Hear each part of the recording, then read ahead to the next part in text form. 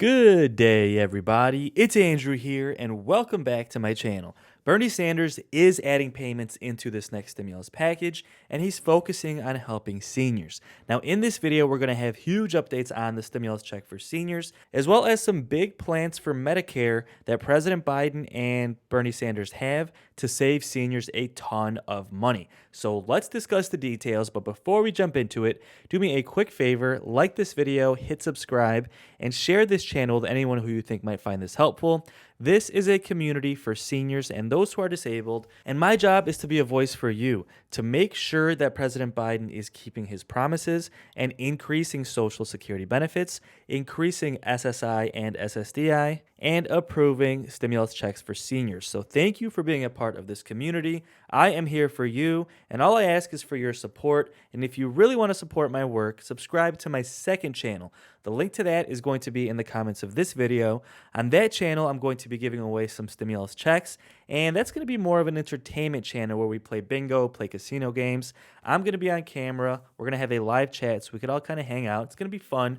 So if you want to subscribe to that, it's going to be in the comments of this video. Okay, so with that said, let's do a quick update on daily trending news. Then we'll jump right into stimulus checks for seniors, and these Medicare ideas that Bernie Sanders and Biden are putting in place to save you a ton of money. Now, you've probably seen a lot of headlines that say, just passed, just approved, the Senate just voted. Well, what they're talking about is avoiding the government shutdown by keeping the government funded until February. Now, this article is titled, Shutdown Averted as Senate Passes Bill to Fund Government. This is really important because we talked about if the government runs out of funding, Social Security payments could potentially be delayed. It's debatable. Some people say they wouldn't, but it's definitely a possibility that if the funding ran out, that your Social Security payments would be delayed. But good news is they completely avoided that. Now, the Senate on Thursday night passed a bill just last night funding the federal government, avoiding a shutdown that would have started at midnight on Friday. The vote was 69 to 28, so an overwhelming majority of people voted for it, including Republicans. The House passed the measure on Thursday evening, and it now heads to President Biden's desk for his signature. The bill funds the government through February 18th and sets aside $7 billion in aid for refugees in Afghanistan. Now, one thing we were worried about is a handful of conservative Republicans were saying they were going to try and block the measure to try and stop President Biden from approving stimulus, basically trying to derail President Biden's entire agenda.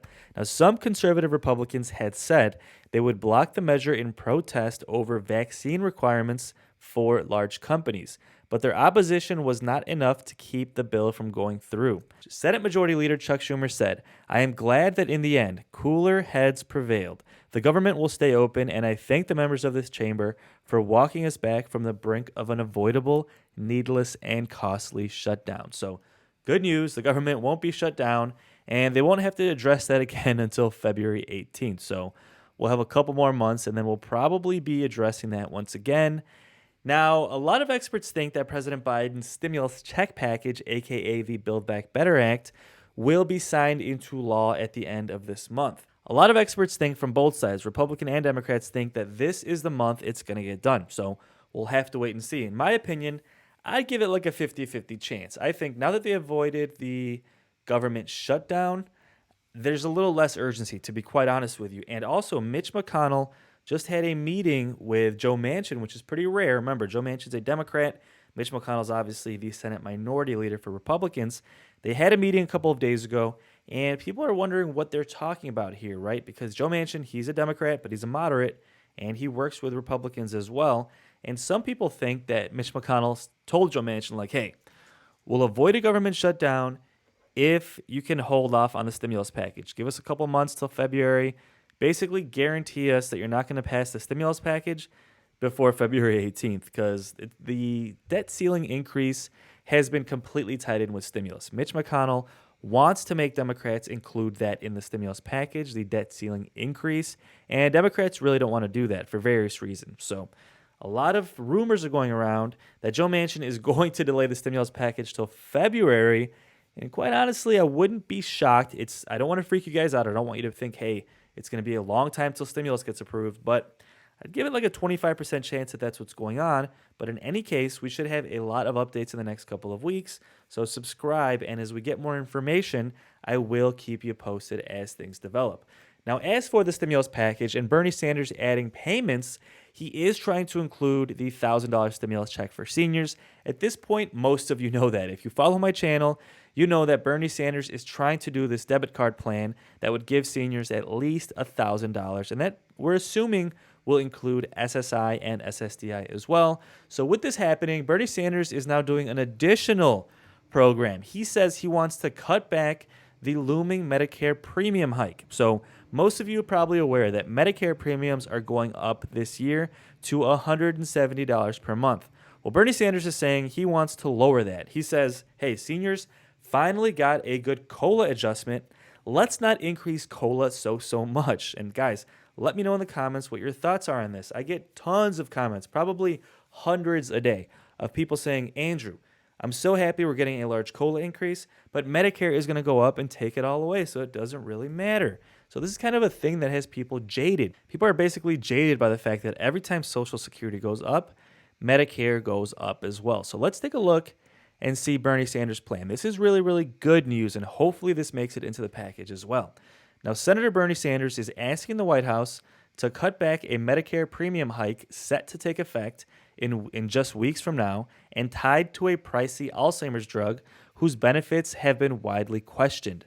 In a letter Friday to President Joe Biden, the Vermont Independents called on the president to act immediately to prevent the portion of an outrageous increase in Medicare premiums that's attributable to Aduhelm, a newly approved Alzheimer's medication from drug maker Biogen, which is priced at $56,000 a year. Now, if Biden agrees to what Bernie Sanders wants to do, the increase, which is going to be a $20.60 per month increase for Part B premiums, could be lowered to closer to $10, bringing the monthly premium for 2022 down from $170 to $159. Now, a lot of experts are thinking not only would this be the right thing to do for seniors, so those who are retired can have a little bit less of a burden on their shoulders, they also think it's the right thing to do as far as Democrats getting reelected. Now, Democrats run the risk that seniors are smarting from one of the biggest increases ever in Medicare premiums will turn against them in 2022 midterm elections. See, Democrats are worried that the fact that they still have not increased Social Security benefits, which they promised, every presidential nominee on the Democratic side who was running in 2020, Joe Biden, Elizabeth Warren, Bernie Sanders, they all promised to increase Social Security benefits, increase SSI and ssdi as well. Joe Biden won, he promised to do that, and it still has not gotten done. So quite frankly, they're worried that they're going to lose the senior vote. And guys, I don't blame them. They should. If they don't increase Social Security benefits or at least approve stimulus checks for seniors in the meantime, they don't deserve the senior vote. And guys, let me know in the comments if you agree. Now, as it stands today, the premium increase for Medicare Part B will claw back a huge chunk of next year's Social Security COLA adjustment, a boost that works out to $92 a month for the average retired worker on Social Security to help cover rising prices for gas and food. So the average person is going to get a $92 a month COLA increase, but then their Medicare payment is going up by over $20 per month as well. So Bernie Sanders wants to lower that increase to make sure that more of that COLA adjustment is going into your pocket. So more of your Social Security payments would stay in your bank account. So guys, that's a great idea. And that would go a huge way in helping seniors, especially with everything going on, with inflation being so bad, prices through the roof. Seniors need that Medicare Part B premium to be lowered. And again, let me know in the comments if you agree. Now, as far as the Build Back Better Act, aka the stimulus check package, what else is included in this that will help seniors with medical expenses? There's actually a few things already in there.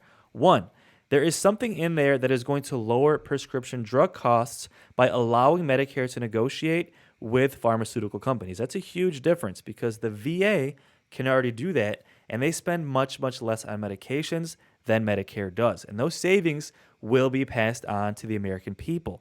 Now, they also want to punish pharmaceutical companies for raising their drug costs too much. Now, basically what they want to do is create a tax for pharma companies if they increase their price of drugs faster than inflation is going up. So, for example, if inflation is 2% one year and a pharma company increases their drug price by more than 2%, they're going to get hit with a heavy, heavy tax, basically disincentivizing companies from increasing drug costs more than inflation, which is huge because seniors have been hit the hardest by inflation because they spend so much more money on medical care. So lowering and trying to put a cap on the increase of drug cost increases would be a huge help for seniors. They're also including a cap on out-of-pocket expenses for seniors on Medicare Part B. Now let's take a look here.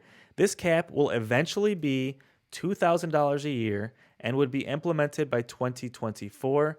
And this would be for Part D deductibles and premiums. See, by 2024, Part D participants should see a $2,000 a year cap on out-of-pocket expenses. So this is really good news because I see a lot of seniors, especially I've worked in nursing homes and I've worked in pharmacies. I've seen a lot of seniors who come and they spend $5,000, $10,000 a year on Medicare Part D when you'd think everything would be paid for, right? So this Build Back Better Act, aka stimulus check package, includes a cap for $2,000 per year in out-of-pocket expenses for Part D medications. Now, again, that's still too much in my opinion. Quite frankly, it should be like $500. Seniors who paid taxes their entire lives shouldn't have to pay $2,000 out of pocket. When you've paid into the system your entire life, then what's the point of paying if you still have to pay again, right? But I guess these things are difficult, and it would be a huge step in the right direction. So again, a $2,000 cap on out-of-pocket expenses, lowering prescription drug costs, and taxing companies for trying to increase drug costs above inflation. All of these things are currently in the Build Back Better Act, aka the stimulus check package. Of course, all of this is happening as Bernie Sanders is trying to include the stimulus checks for seniors, and we expect that to get done hopefully in the next couple of weeks as well. So folks, there is a lot of good news. Bernie Sanders continues to fight for the American people, trying to get stimulus checks, trying to increase Social Security benefits, trying to increase SSI and SSDI, and trying now to include Medicare benefits to lower the Medicare Part B premium and hopefully try and stop companies from increasing prescription drug costs in the future. So there's a lot of good news here for seniors, folks, and there's a lot more to come. So again, please subscribe as the next stimulus package should be approved soon, and I will keep you posted as things develop. Now, to end this video, we're going to have a quick update from Press Secretary Jen Psaki, who gave a huge update on what's happening with the economy, unemployment, wages going up, and monthly stimulus for families, as well as the fact that they think in their eyes, overall, the economy is heading in the right direction, although Republicans continue to slam them, saying that they caused inflation and this is hurting the American people. So that's for you to decide. Let's take a look, see what Jen Psaki had to say, and let me know your thoughts in the comments. Do you agree with Jen Psaki that unemployment is heading in the right direction? We should be happy that wages are going up and families are getting monthly stimulus checks. They even went on to say that on average, the average person has $100 per month more left in their bank account every single month than they did before the pandemic. What they're trying to say here is that even though we've had inflation, wages are going up, and American families are getting more tax breaks by getting monthly stimulus checks for families, that overall the average American is $100 per month better off than they were before the pandemic. Now, I know one thing for certain. Seniors are not better off than they were before the pandemic. So what we need, Jen Psaki, is monthly stimulus checks for seniors. But with that said, folks, let's take a look, see what Jen Psaki had to say. Let me know your thoughts in the comments, whether or not you agree with her, and I'll see you on the next video. All at the top. This morning we learned the unemployment rate is 4.2%, down by a historic 2 full percentage points since President Biden took office. Prior to the American Rescue Plan, CBO estimated that the U.S. would not have a 4.2% unemployment rate until the end of 2024. So this gives you that chart just to give you a sense of exactly what the CBO projections were and how much more quickly we moved to that unemployment rate. After the Great Recession, it took 9 years for the United States to reach a 4.2% unemployment rate, just to give you a sense. The unemployment rate is dropping even more, even as more people are reentering the workforce and looking for jobs. That's good news. There's no doubt that the Biden economic agenda is getting people back to work. In November, we added an additional 210,000 jobs for a total of 6 million jobs in the first 10 full months of the president's administration. That is a record for a new president. Wages are also up, and thanks to the American Rescue Plan, the President and congressional Democrats delivered significant tax cuts for families raising kids. On average, Americans have about $100 more in their pockets each month than they did last year, even accounting for higher prices. The United States is the only leading economy in the world where household income and the economy are stronger than they were before the pandemic. And our COVID strategy is allowing millions of workers to find jobs and ensuring our country can weather any challenges without shutting down our businesses or our schools. We know though there is more work to do, and the historic Build Back Better Act will cut costs that American families have struggled with for years, create more jobs, and continue growing our economy. Just some notes on the week ahead for all of you. On Sunday, the President and the First Lady will return from Camp David to host the Kennedy Center Honorees Reception, where they will be joined by the Vice President and Second Gentleman. They will then attend the 44th Kennedy Center Honors.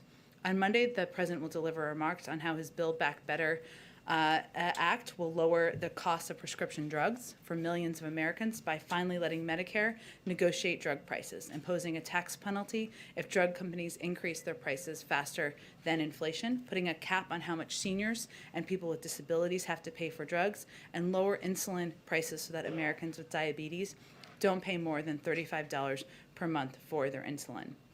The President thinks it's absolutely unacceptable that the American people are forced to pay the highest prices for prescription drugs in the entire world, 2 to 3 times as much as other developed countries. And this is an example of how Build Back Better will reduce many of the biggest costs families face. On Thursday and Friday, the President will host the Virtual Summit for Democracy, bringing together over 100 participants representing governments, civil society, and private sector leaders. The President will deliver the summit's opening and closing remarks and will participate in plenary sessions. I know we've previewed some components of that, and we'll have more in the coming days. Go ahead. Thanks, Jen. The Build Back Better plan's price tag is being described as incomprehensible by Congresswoman Abigail Spanberger, a Democrat. And Lindsey Graham says that he has heard from the CBO that they're going to do an alternative cost estimate and that it's going to cost more and add more to the debt. So is there any thought around here to maybe waiting for Build Back Better until a month that you don't have this big miss in the jobs report? There's a lot of things gathered into that question, so let me do the best I can. Let me do the best I can for you here. In terms of the report of a new CBO, that is not exactly how it works. There has been, and let me just start with the irony here, that there's an irony that a number of Republicans who forced an unpopular tax giveaway to the rich that increased our debt by $2 trillion, and certainly didn't ask for a score for a continuation of that legislation that did add to the deficit, are now asking for a score, an additional score, post this bill being concluded for something that isn't even going to be law. They're asking about a potential continuation of these components of the package that, again, the President has said he would pay for. I can't get into the psyche of why. I would suggest that it might have something to do with their opposition to raising taxes on corporations. That seems to get under their skin a little bit. We disagree with them on that front. I would say the CBO has put out a score. A number of economists have put out scores. We have outlined in the past that CBO does not have a great deal of experience scoring components like the IRS tax savings. That's something that the former head of the CBO has also spoken to in the past, and that there are estimates about those cost savings that lead to not only our assessments of the cost and savings from the package, but the assessments by many economists. Okay. On the pandemic, it's been more than 2 weeks since President Biden had a call with Xi. And on that call, we know he did not press him to help with the COVID origins investigation because you said that Xi just understands he's supposed to be transparent. So, in the 2+ weeks since, has he helped and been transparent yet?